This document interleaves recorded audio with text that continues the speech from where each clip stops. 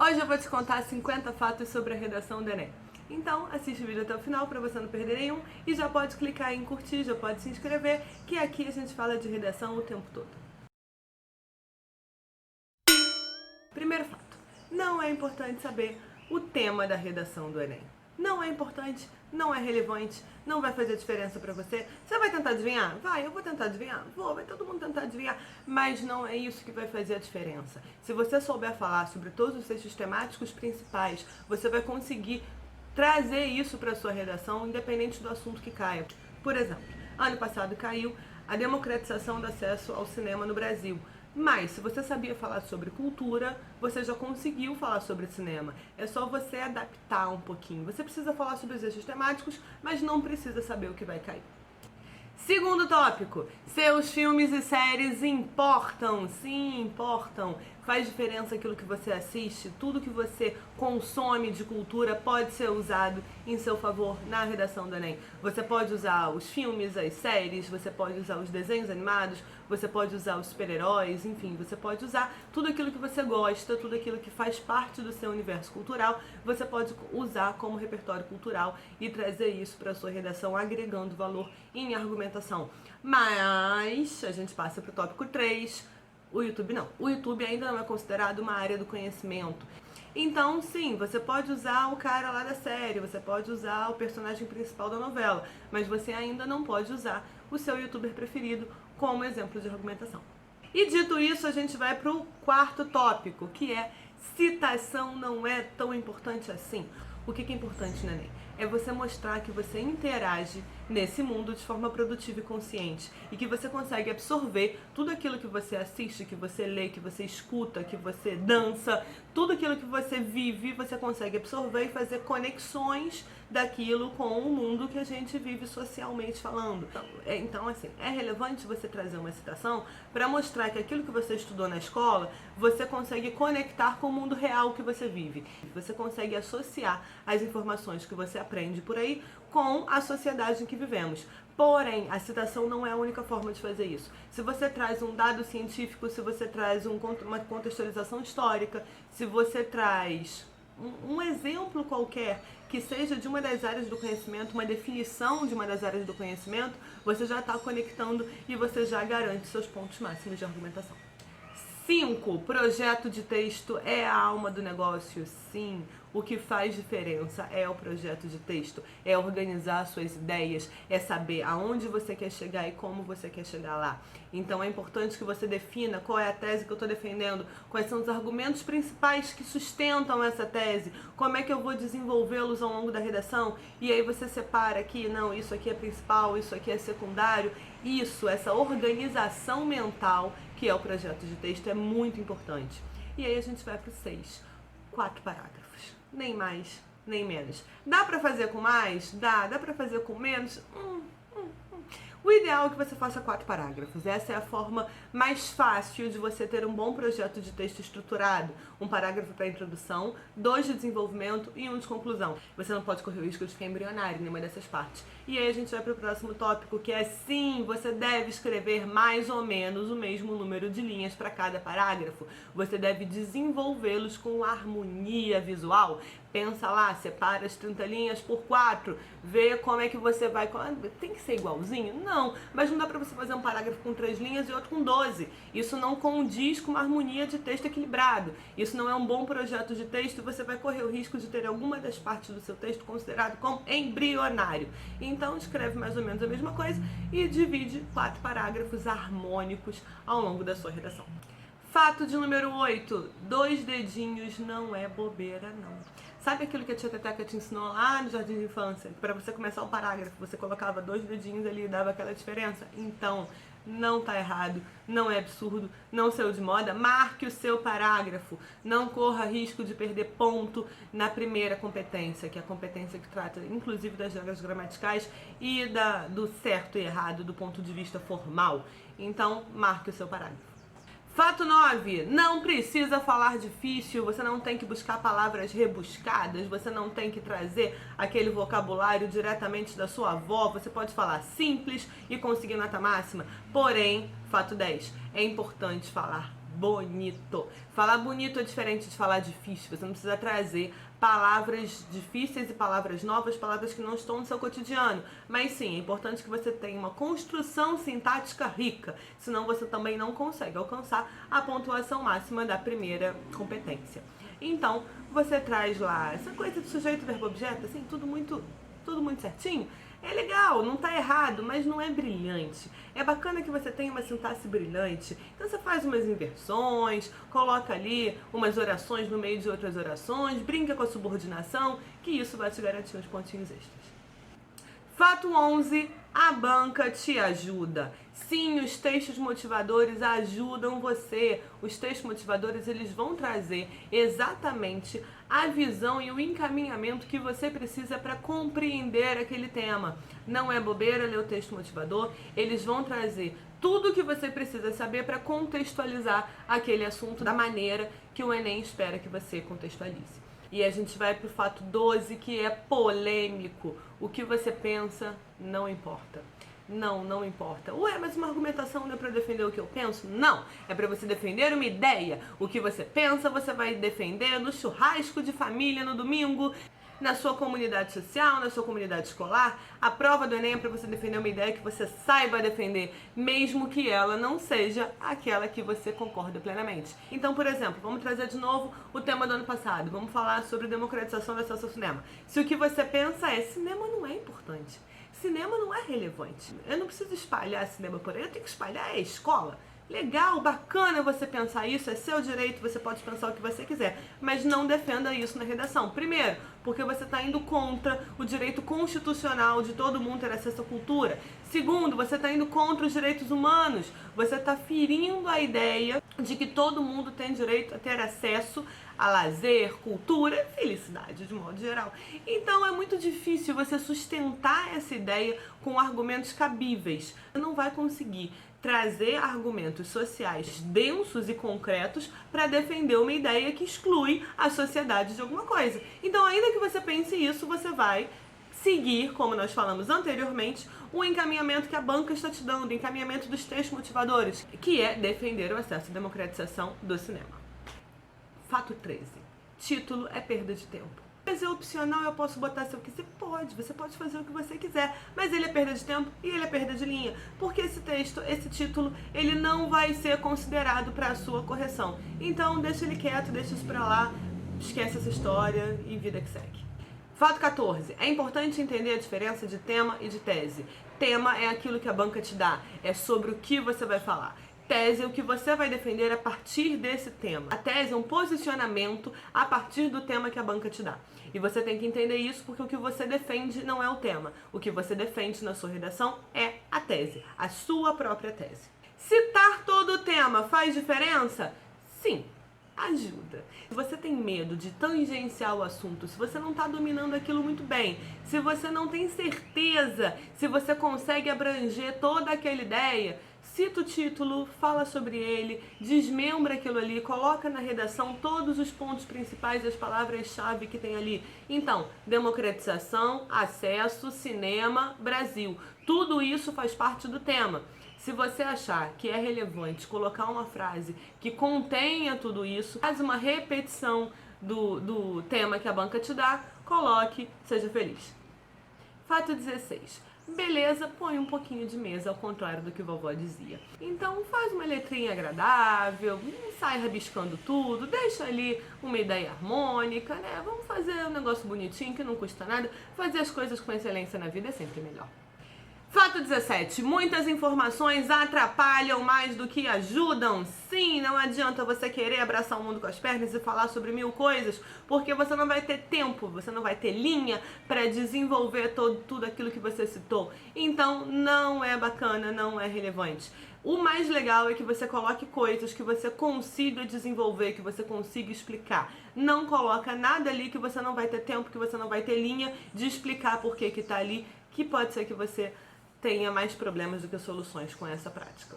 E aí a gente vai para o fato 18, que é muito comum que uma redação menor tenha uma pontuação maior, no final das contas, do que uma redação maior, porque muitas vezes a redação maior colocou um monte de coisa ali que ela não conseguiu desenvolver ao longo do tempo. Então não tem essa conexão direta de pontuação em relação ao tamanho da sua redação.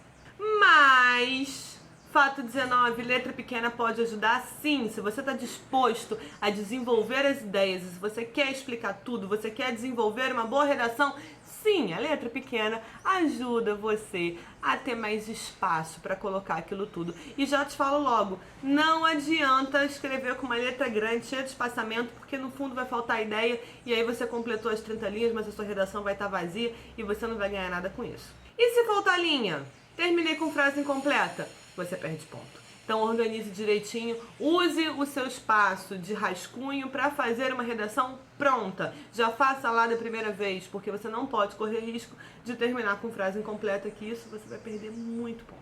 E não é legal. A gente não quer perder ponto, a gente quer chegar no 1000. Aliás, falando sobre mínimo e máximo de linha. Mínimo de linha, a gente nem tá falando sobre isso, a gente nem vai entrar nesse mérito porque você não vai fazer o mínimo. Máximo de linha é 30, não adianta espremer, botar ali embaixo, só sobrou uma palavrinha, essa palavrinha não vai ser lida. O que tiver ali embaixo, você terminou com frase incompleta e já perdeu os pontos que a gente acabou de citar no fato anterior. Fato 22, conectivos. Qualidade é tão importante quanto quantidade. Sim, tem que ter quantidade, tem que ter volume. Não adianta eles estarem bonitinhos, eles têm que ser vários, eles têm que estar enchendo a sua redação, eles têm que aparecer por todos os lados. Quantidade é relevante, é importante sim, mas tem que usar certinho. Não pode errar, porque erro, inadequação, nesse caso, tira ponto e você não quer perder ponto. Fato 24, tem que conectar tudo. Tudo mesmo. O que é conectar tudo? Conectar tudo é conectar as partes que você já falou com as partes que você vai falar, com o parágrafo anterior. Tem que ter conectivo interparágrafo, tem que ter conectivo intraparágrafo, tem que ter conectivo para tudo quanto é lado. Tem que ter conectivo. Ponto. Você tem que juntar aquilo que você falou lá no início com aquilo que você está falando no final, com aquilo que você vai falar lá na frente. Você tem que ter conectivo para tudo. Enche de conectivo que tá tudo bem. Fato 25. Letra maiúscula e letra minúscula estão na moda, sim. Sim, não saiu de moda, não está em desuso. Não.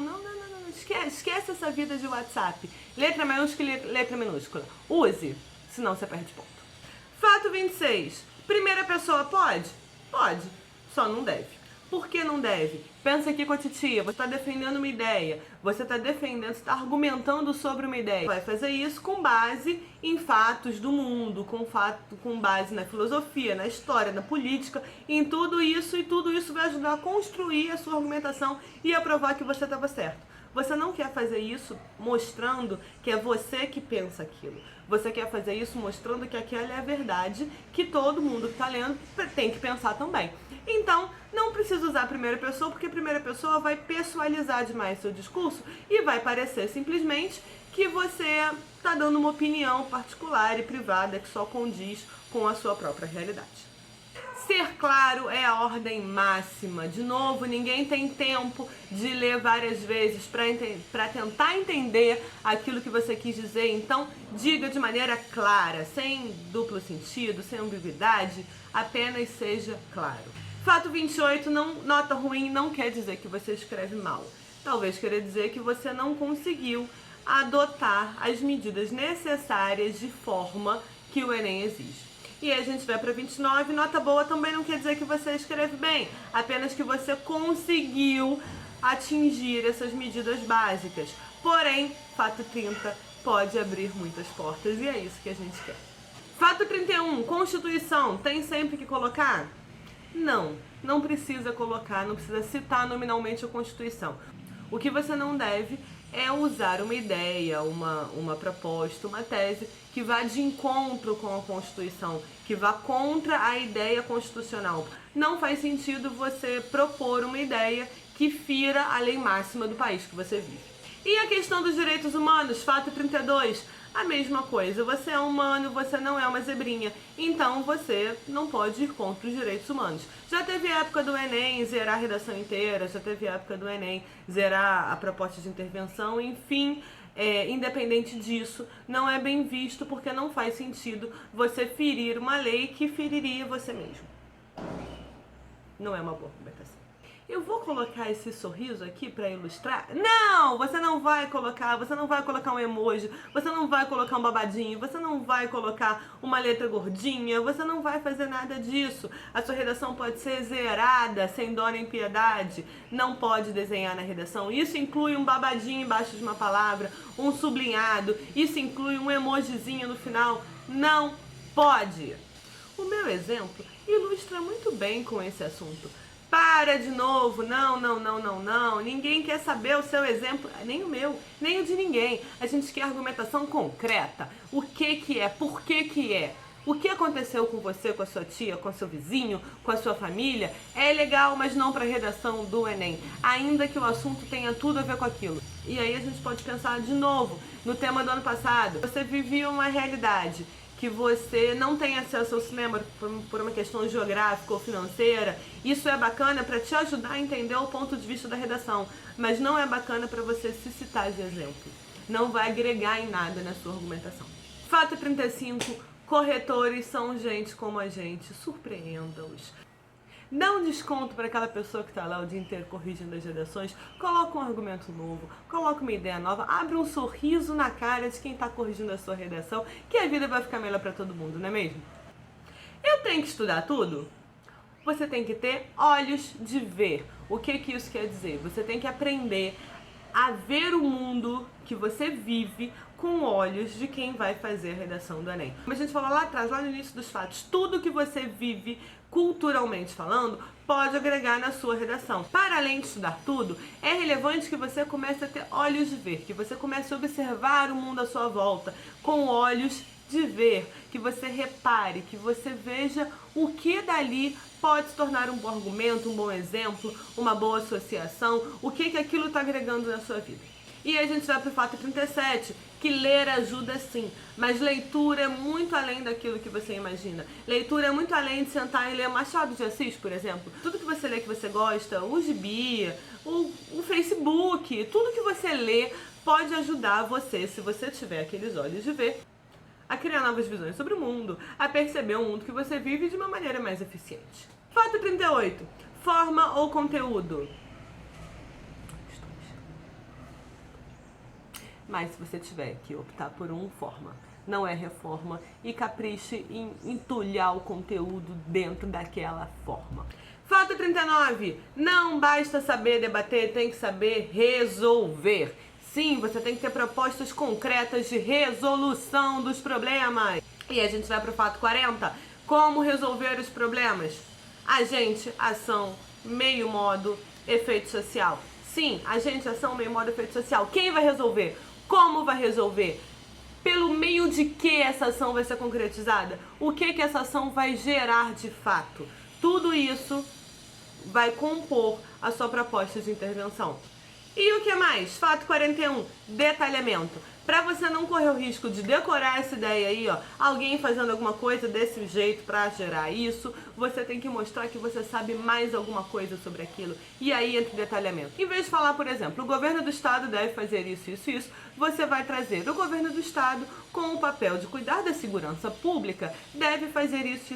O que é esse pedacinho aqui com o papel de cuidar da segurança pública? É você mostrando que você sabe para que serve o governo do estado e qual é a função dele. Então, use detalhamento, porque aí você vai garantir os seus 200 pontos na competência 5. Estrutura condicional. Se o governo fizesse, meu amor, se o governo fizesse, não é proposta, é ideia. Se ele fizesse, ia ser legal ou não ia ser legal. Mas isso não é proposta. Proposta é, o governo deve fazer, ponto. Ele tem que fazer. O governo precisa fazer. É de extrema importância que o governo faça isso. Se ele fizesse, não dá. Aí a gente aproveita para lembrar a ideia do eles. Tem um mundo, tem uma ideia que é o eles não existe. Quem são eles? Eles precisam entender quem são eles. Não tem eles.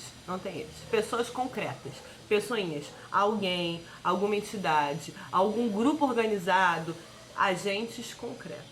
Fato 44. Todo mundo sabe que você não decorou os dados das pesquisas científicas. E aí a gente vai pro fato 45. Você pode usar os textos de apoio, os textos motivacionais, mas você tem que saber como. Não adianta pegar aqueles dados que estão lá e repetir a sua redação, que você não está acrescentando em nada na sua vida. Então, assim, 30% das pessoas têm acesso ao cinema. E aí você vem com um dado super novo, que é 70% das pessoas não têm acesso ao cinema. Meu querido, tá todo mundo vendo que você tirou isso de lá. Traz uma coisa nova, traz uma coisa que você sabe. Vai ganhar quem tá corrigindo, vai ganhar você que não tem que passar essa vergonha, por favor. Fato 46. Quem disse que arrogância é ruim? Não, para fazer uma redação dissertativa argumentativa, arrogância não é ruim. Pelo contrário, seja arrogante. Fale com propriedade, fale com verdade. Olha só a diferença de eu falar. Eu acho o café uma delícia. Isso é só a minha opinião. Café é uma delícia. Continua sendo minha opinião, mas eu coloquei em forma de fato. E pronto. Fale de fatos, não fale de opiniões. Letra de forma pode?